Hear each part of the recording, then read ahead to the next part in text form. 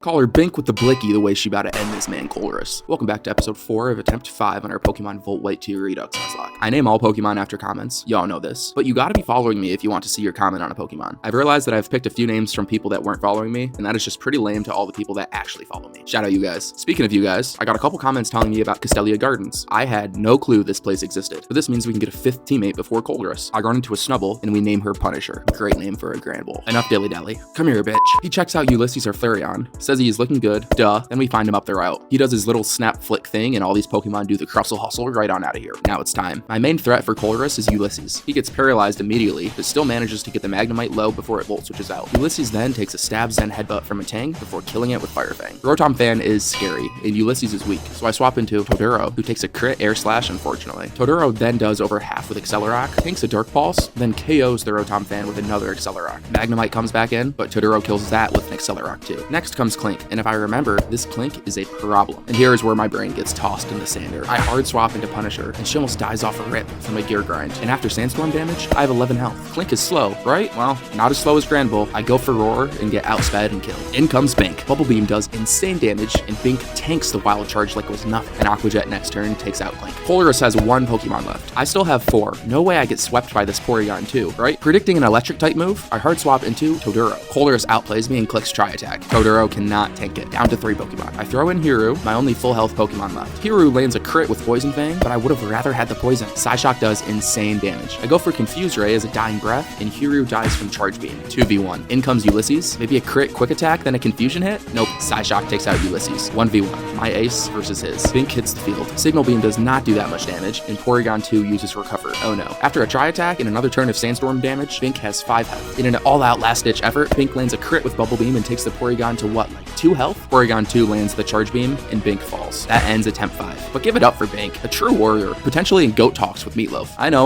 longevity is a factor, but Bink's clutch gene? Haven't seen anything like that since, well, Meatloaf back in Clay's gym. Drop a like and follow if you enjoyed. I name all Pokemon after comments, and attempt 6 will be live before you know it.